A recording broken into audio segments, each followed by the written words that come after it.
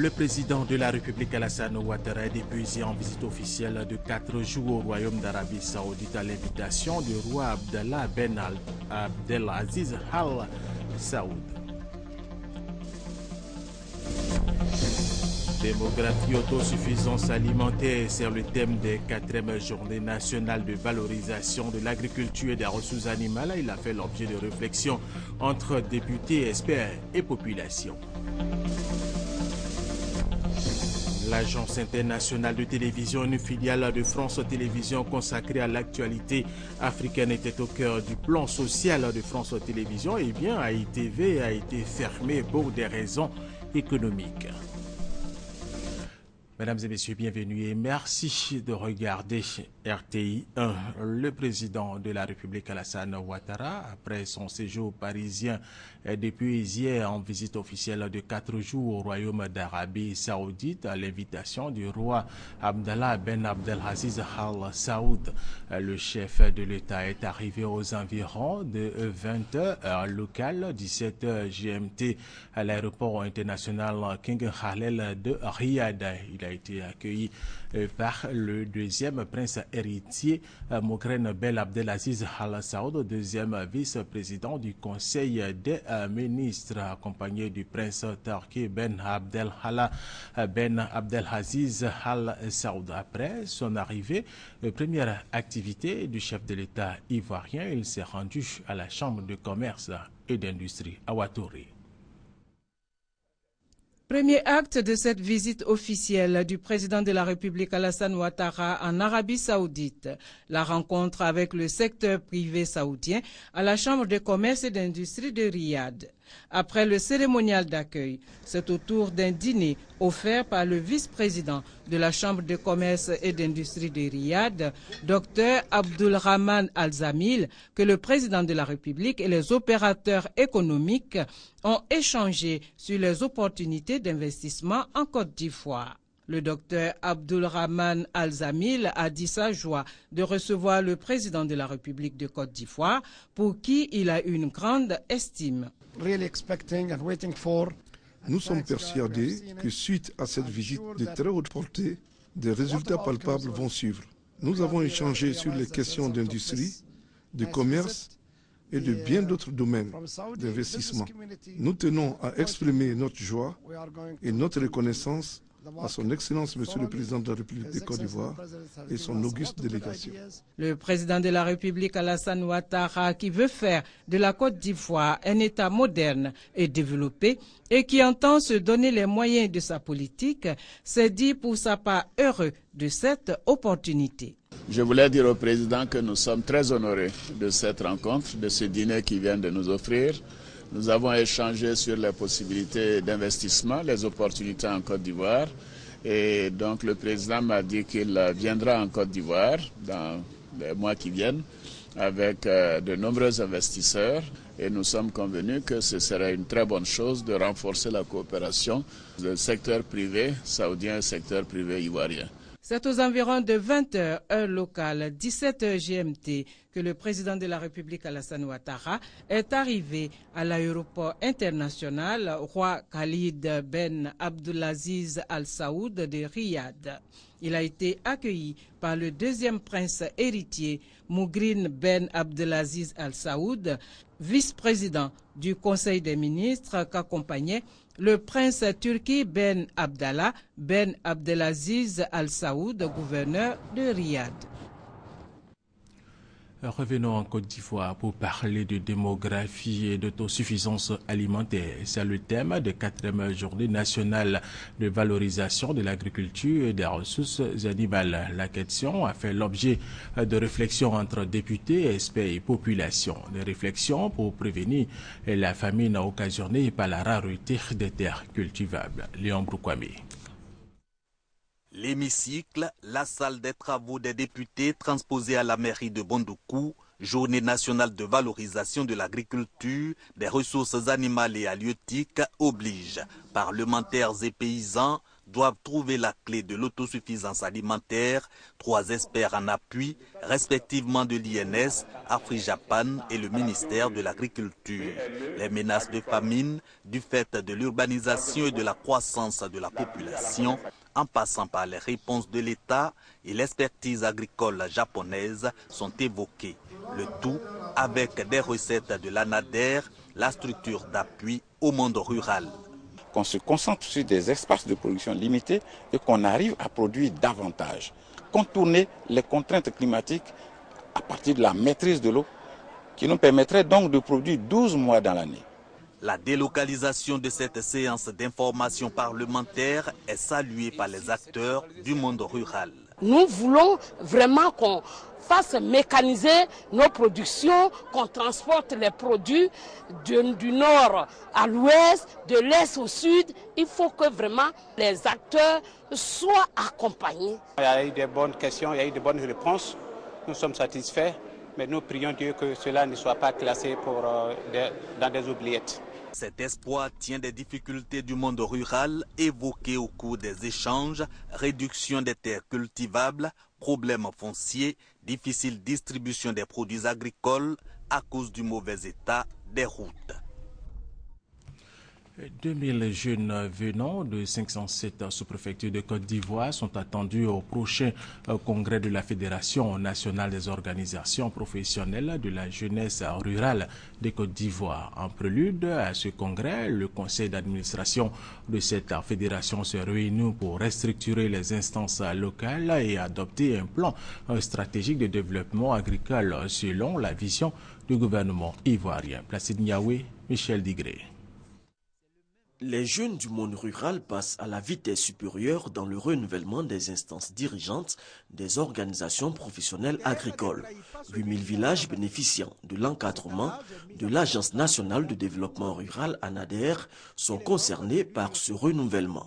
Et pour marquer cet événement, le conseil d'administration de la Fédération nationale des organisations professionnelles de la jeunesse rurale de Côte d'Ivoire s'est réuni pour lancer les grandes orientations du prochain congrès de Yamoussoukro. Une invite à ce sujet a été faite à l'endroit des jeunes de Côte d'Ivoire. En Côte d'Ivoire, je dis aux jeunes qui sont en ville, s'ils sont décidés à réussir dans la vie, ce n'est pas tout qui se passe dans l'administration. Nous aussi dans la nature, au village, on gagne ce que eux qui sont en ville ne gagnent pas. Tu as un hectare de poivre, tu n'as pas moins de 12 millions de francs par an. Qu'il partage selon son niveau et voir combien de francs il gagne. La Fédération nationale des organisations professionnelles de la jeunesse rurale de Côte d'Ivoire regroupe 4 millions de jeunes. Elle intervient dans l'encadrement, l'orientation, l'éducation, l'organisation et la défense des intérêts socio-économiques des jeunes en milieu rural. Parlons maintenant de mobile money ou l'usage du téléphone ou des technologies de l'information et de la communication pour les transactions financières. Une activité qui gagne du terrain et défie même les structures classiques. Elle est aussi en nette progression et ressort d'une étude de la Banque mondiale que 1250 milliards de francs CFA ont circulé par le biais de ce nouveau mode d'opération financière. Adama Kodé. Le rapport de la Banque mondiale est formel. La Côte d'Ivoire est considérée comme un sprinter sur le marché du mobile money. Les chiffres illustrent ce qualificatif. En 2013, les transactions en monnaie électronique se chiffrent à 1250 milliards de francs CFA, un montant qui a circulé entre 2 millions d'utilisateurs actifs. Une performance liée au coût modique des services financiers pour les ménages à faible revenu, les petites entreprises et les zones rurales difficiles d'accès. Le marché monétaire et électronique en Côte d'Ivoire mobilise 12 000 agents. Le mobile money est surtout utilisé comme dépôt ou stockage sécurisé. Pour la plupart des utilisateurs, donc, c'est un portefeuille constituant une solution entre l'inaccessibilité aux services bancaires classiques et les risques liés à une détention de monnaie sur soi. Quelle collaboration entre le VITIB, le village des technologies de l'information, de la biotechnologie et les impôts? Cette question a constitué le menu d'un atelier sectoriel entre les deux structures à Grand Bassam. Christelle Nda, Serge Congomer. C'est par la loi numéro 2004-429 du 30 août 2004 que l'État de Côte d'Ivoire a créé la zone franche de Grand Bassam. À la fois espace économique et plateforme, la zone franche est pilotée par le VITIB, Village des technologies de l'information et de la biotechnologie. Elle a pour mission de faciliter les échanges commerciaux au niveau des entreprises nationales et internationales avec des avantages de réduction des taxes et des droits de douane à l'exportation et à l'importation. Cependant, le constat est tout autre sur le terrain. D'où ce séminaire, initié par le VITIB, avec ses partenaires, à savoir les services des impôts, les services des douanes et les entreprises pour harmoniser les textes liés à l'application des taxes et droits de douane. L'objet de cette conférence, de ce colloque, c'était aussi le cadre administratif. Donc voilà, si on voit la route avancer, on voit que les travaux d'implantation se font, que le volet administratif, fiscal, douanier se stabilise et que les différents acteurs sont présents, et qu'ils y contribuent, parce que l'objectif au final c'est faire en sorte qu'à une échéance de 5-10 ans, vous ayez des débouchés. Un autre défi à relever à travers ce séminaire, la mobilisation des entreprises qui hésitent encore à faire partir de la zone franche, et cela à travers une meilleure collaboration entre le VITIB, les services des douanes et les services des impôts. Il était vraiment temps qu'on se parle et puis qu'on harmonise nos vues sur les lois, les textes de loi, nos procédures et tout cela. Cet atelier a permis vraiment de mieux comprendre la chose, de comprendre les attentes des uns et des autres, de tous les partenaires. Dans les textes qui créent VITIB, il y a les organes qui doivent être créés, et à savoir ce qu'on appelle le BCCA, au sein duquel nos services doivent travailler. Mais d'ores et déjà, avant la création de cet organe, nous étions là pour les aider surtout les entreprises qui s'installent ici. Une feuille de route a été adoptée par toutes les parties en vue de réussir les missions de la zone franche afin d'attirer encore plus d'investisseurs. Tout à fait autre chose, un atelier vient de se tenir sur le développement durable au profit des collectivités territoriales. Objectif, renforcer les capacités des responsables de ces collectivités pour le développement de leur localité, connaît par Gassoro.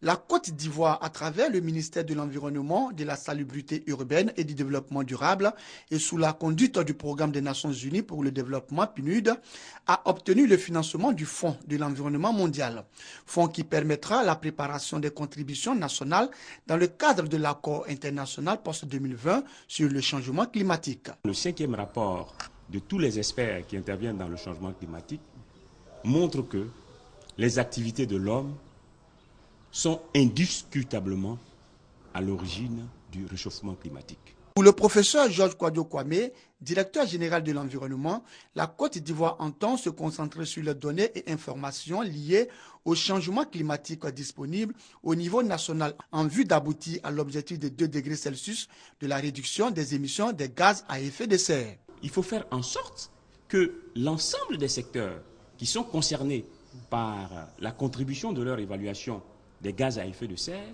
puissent dans leur secteur maîtriser les éléments qui vont leur permettre de donner à la Côte d'Ivoire les outils de la négociation.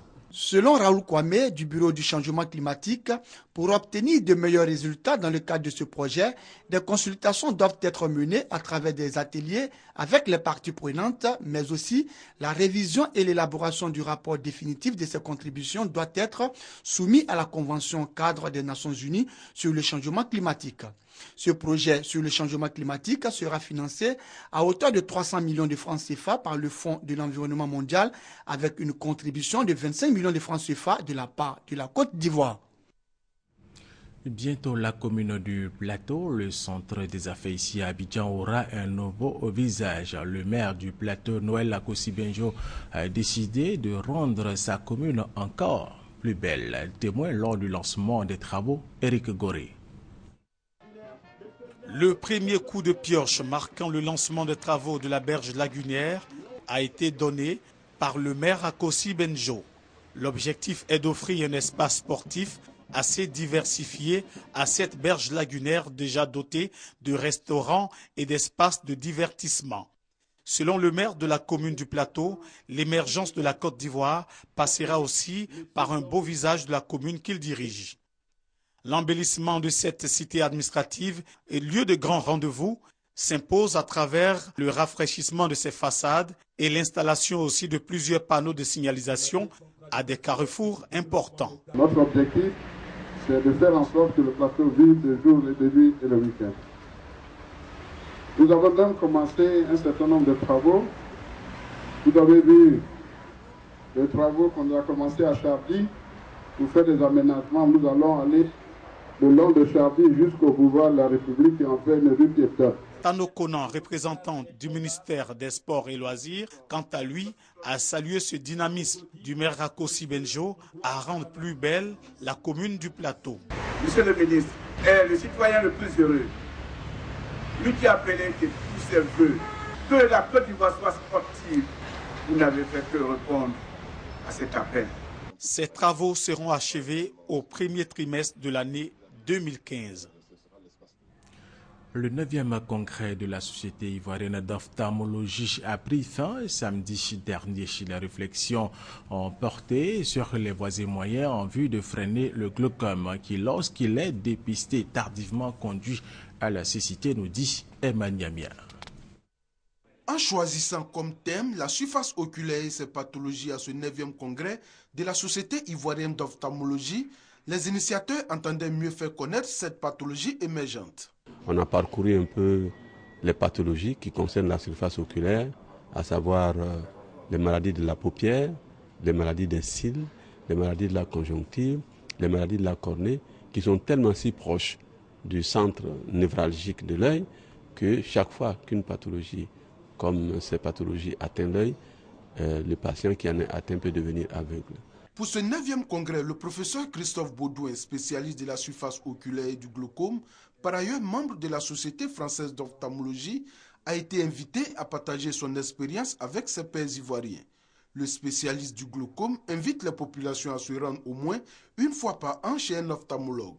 Quelqu'un qui a dans sa famille des glaucomes doit vraiment aller consulter, même en étant jeune, même à l'âge de 30, 40 ans, enfin tôt, pour signaler qu'il y a du glaucome dans la famille et se faire détecter parce qu'on arrive à bien soigner lorsqu'on détecte tôt cette maladie. Pendant 3 jours, à travers les communications des experts et les échanges qui s'en sont suivis, tous les participants ont pu ajouter quelque chose de nouveau à leur connaissance. Tous ont reçu des diplômes de participation et des manuels qui leur serviront de guide dans leur profession. L'organisation non gouvernementale internationale IRC vient de lancer à Mans, dans l'ouest de la Côte d'Ivoire, un projet de lutte contre le virus Ebola. Il va coûter 518 millions de francs CFA. Il va aider à intensifier la prévention contre la maladie à virus Ebola. Chantal Léaumont à Cadan. En janvier 2014, une épidémie à virus Ebola s'est déclarée en Guinée et s'est ensuite propagée au Libéria et en Sierra Leone.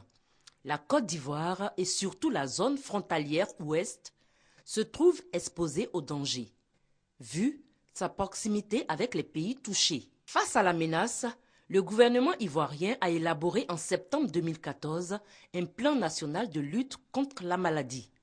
Le projet Ebola, lancé par IRC à Mans, d'un coût global de 518 millions de francs CFA, vient appuyer la prévention et apporter des réponses appropriées dans la lutte contre le virus Ebola. Nous appuyons 884 villages et dans ces 884 villages, il y aura un agent de santé communautaire formé et qui sera doté de crédits pour pouvoir rapporter chaque jour des événements liés à Ebola à sa hiérarchie, le responsable du centre de santé qui le fera vers le district et le district vers la région. Les 6 districts sanitaires des régions du Tonkouy, du Guémon et du Cavali sont directement concernés par ce projet. L'objectif est de renforcer la coordination des activités de lutte dans l'Ouest. Aujourd'hui, nous ne sommes pas en épidémie, nous sommes en période de surveillance épidémiologique. Donc il n'est pas du tout tard. Il n'est pas du tout tard et c'est bienvenu parce que jusqu'à présent, l'épidémie continue dans les pays frontaliers et il faut toujours s'apprêter pour ne pas qu'on soit surpris. La surveillance épidémiologique sur toute la zone frontalière ainsi que les capacités de réponse du système de santé seront renforcées. Des kits de prévention offerts aux centres de santé. Le projet Ebola va durer 6 mois et permettra à l'Ouest de se tenir prêt dans la prise en charge d'un cas éventuel. Restons dans le domaine de la santé pour parler de lutte contre le virus Ebola et du VIH-Sida. Et ce sont les producteurs de café et de cacao du village de Séliégoué dans le département d'Issia qui ont été sensibilisés sur ces deux maladies. Honoré de Kakoubla, Agnigori. Cette cérémonie de sensibilisation des producteurs de café-cacao sur le VIH-Sida et le virus Ebola s'inscrit dans le cadre de la Journée mondiale de lutte contre le VIH-Sida à Issia.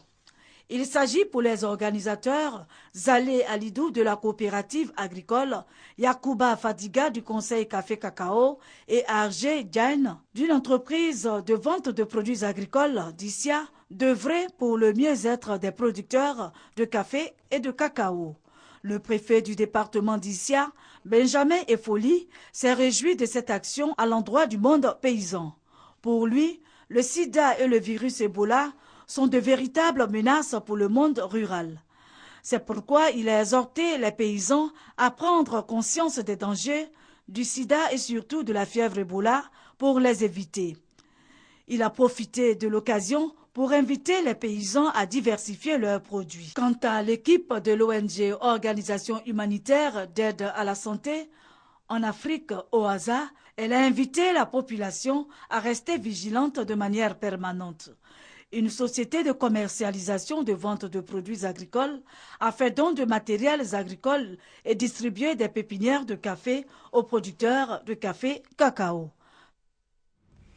Des femmes ex-porteuses des fistules dans la localité de San Pedro viennent de recevoir des kits de la part de l'organisation non gouvernementale Prosam. Cette organisation non gouvernementale veut les aider à se réinsérer dans le tissu socio-économique. Thérèse Tapeyoboué. Ce sont au total 12 femmes ex-fistuleuses qui ont reçu des kits offerts par l'ONG Prosam. Les femmes ex-fistuleuses ont d'abord été formées à la gestion de petits commerces en vue de démarrer l'activité commerciale choisie par elles, notamment la vente d'habits, de pagnes, de vivriers, la petite restauration, le commerce de poissons. L'opération a été faite avec l'appui technique et financier du Fonds des Nations Unies pour la population, l'UNFPA, et en partenariat avec l'Association ivoirienne pour le bien-être familial, l'AIBF. Les bénéficiaires ont exprimé leur gratitude à tous ceux qui œuvrent pour leur réinsertion sociale. L'ONG Prosam a mené cette année une campagne de sensibilisation et d'identification des femmes atteintes de fistules dans la région de San Pedro. Une vingtaine, dont 12, ont été opérées et guéries gratuitement par une équipe spécialiste venue d'Abidjan au CHR de San Pedro, où un centre de chirurgie réparatrice de la fistule vient de s'ouvrir. L'antenne de la pédagogie et de la formation continue de San Pedro a organisé une formation au profit des chefs de ces structures. Elle a porté sur les technologies de l'information et de la communication. Les détails avec Honoride Kakoubla, Agnigori. Gota Fege Tuyo, inspecteur pédagogique principal et chef de l'antenne de la pédagogie et de la formation continue, structure initiatrice de l'atelier, a indiqué à l'assistance qu'il s'agit d'informer l'ensemble de la chaîne des acteurs de la direction régionale et de l'enseignement technique Drenette de Soubré sur toutes les innovations technologiques dans le système éducatif ivoirien. Il a été question donc d'initier les enseignants à l'informatique, à l'Internet et à les former sur l'utilisation du logiciel de conception de la mise en œuvre de la formation. Pour ce faire, il a invité l'ensemble des participants à s'approprier cette nouvelle technologie pour résoudre les nombreux problèmes pédagogiques auxquels sont confrontés les enseignants. Durant 2 jours, le formateur Namori Keita a d'abord fait l'historique du projet Sankoré, qui selon lui est un projet initié par l'État français et qui tire son origine d'une ancienne mosquée de Tombouctou dotée d'une grande université, foyer culturel et éducatif qui allie modernité et tradition. Ensuite, il a présenté le processus de mise en main du logiciel à travers la présentation de ses composantes, sa méthodologie de branchement, de calibrage et la manipulation de l'appareil avant de procéder à des exercices pratiques à travers différents ateliers avec les participants. Le conseil régional de l'Agnébi-Tiassa soulage ses populations. Il a offert 2 ambulances neuves à l'hôpital général de Sikensi et aux populations de l'axe Agboville-Aboudich-Kouassi. Kouassi Mamadou, reportage. 2 ambulances médicalisées toutes neuves pour l'hôpital général de Sikensi et pour le centre de santé urbain d'Aboudé-Kouassikro. Ce dont va servir à soulager les populations de l'axe Ofa-Agboville-Aboudé-Kouassikro, à la recherche de moyens de transport confortables pour les malades et les blessés graves. Le geste est du conseil régional de l'Agnébi-Tiassa, qui fait de l'amélioration des conditions de vie de ces populations sa raison d'existence. Le président de cette institution régionale et son équipe entendent renforcer ces actions. Nous sommes en train de travailler, faire ce qu'il faut pour que dans un délai vraiment pas aussi trop long que ça, pour que nous puissions trouver vraiment des solutions aux préoccupations des parents. La remise de ces véhicules a été l'occasion pour les fils et filles de cette région de sceller l'union pour booster le développement de l'Agnébi-Tiassa. Des engagements salués par le ministre chargé des Affaires présidentielles. Ibrahim Ouattara invite les populations à s'unir et à soutenir les actions de développement du président de la République. Ce qui est le plus important pour nous, Ivoiriens, quel que soit notre bord politique, quelle que soit notre religion, quelle que soit notre appartenance sociologique, c'est le développement. Il est important que nous comprenions que le développement doit primer en toute réflexion, en toute action. Je suis du FPI, je suis du RDR, je suis du PDCI. Tout ceci n'a d'importance que dans l'action de développement. Les chefs de terre, les chefs de village. La Côte d'Ivoire a besoin de vos prières. Les fils de Côte d'Ivoire ont besoin de vos conseils. Je vous demanderai de continuer. Il faut que vous continuiez à soutenir le président Ouattara. Le programme national de cohésion sociale et ses partenaires réfléchissent sur l'élaboration d'une stratégie nationale de cohésion sociale et de réconciliation nationale. Objectif, tracer les grandes lignes d'une paix durable en Côte d'Ivoire. Sechkolia. C'est le début d'un processus qui s'inscrit dans le cadre de la gestion des différentes catégories de victimes des crises politiques en Côte d'Ivoire. Le programme national de cohésion sociale a initié cet atelier en vue de mener des réflexions afin d'élaborer une stratégie nationale de cohésion sociale et de réconciliation nationale. ONG nationales et internationales, la chefferie traditionnelle, associations de victimes et les acteurs du système des Nations Unies ont fait des propositions pour une gestion durable de l'après-crise en Côte d'Ivoire. Le gouvernement place la question de la réconciliation nationale au cœur de son action. C'est pourquoi le programme national de cohésion sociale fait de ce document, qui pourra être validé dans les semaines à venir, une priorité. En République démocratique du Congo, le président Joseph Kabila a nommé un nouveau gouvernement dit de cohésion nationale recommandé par les concertations nationales d'octobre 2013. Le premier ministre Augustin Matata est maintenu, 3 vice-premiers ministres sont désignés et la majorité présidentielle conserve la plupart des 42 ministères. Au total, 7 opposants font partie de ce nouveau gouvernement. 2 raids aériens israéliens ont visé dimanche des objectifs près de l'aéroport international de Damas et de la ville de Dimas près de la frontière libanaise. Ces 2 raids n'ont pas fait de victimes. Pour terminer, sachez que l'agence internationale de télévision, une filiale de France Télévisions consacrée à l'actualité africaine, était au cœur du plan social de France Télévisions. Et bien, AITV a été fermée pour des raisons économiques. C'est un outil à défendre absolument. Il faut qu'on sauve AITV. Cette demande n'a pas été entendue. Dimanche 7 décembre, France Télévisions ferme l'agence AITV. Selon ses dirigeants, le groupe audiovisuel doit faire des économies et la coopération n'est pas sa mission. Les journalistes se sont mobilisés. Manifestations, pétitions, sensibilisation des ONG et des télévisions africaines.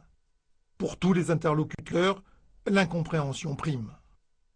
Pourquoi est-ce que vous voulez priver l'Afrique, n'est-ce pas, d'un canal de diffusion aussi important que AITV? Mais pourquoi? À l'Assemblée nationale, des dizaines de députés posent des questions au gouvernement. Des sénateurs écrivent aux ministres concernés. La rédaction hausse le ton et occupe le plateau du JT de France. Quelques semaines plus tard, les journalistes interpellent Reporters sans frontières sur le sort des 30 correspondants africains. Fin novembre, le syndicat national des journalistes saisit l'occasion du sommet de la francophonie pour questionner le président français. Que répondez-vous à la demande de moratoire sur cette fermeture? C'est très important que nous puissions avoir des médias d'expression francophone. Nous finançons autant qu'il est possible à travers la francophonie TV5. La France a également une chaîne de télévision qui relève du service public, France 24. Et nous sommes attentifs effectivement à la situation d'ITV, de manière à ce qu'il puisse y avoir autant qu'il est possible le pluralisme. AITV, Monsieur le Président, AITV. Créée à l'issue du premier rendez-vous des pays francophones en 1986, l'AITV a diffusé ses derniers reportages au lendemain du 15e sommet à Dakar. L'incompréhension et le sentiment d'un grand gâchis demeurent. Voilà, l'AITV, l'Agence internationale de télévision filiale de France Télévisions, a été créée en 1985. Elle était consacrée à l'actualité africaine. Fin de cette édition. Merci de nous avoir suivis.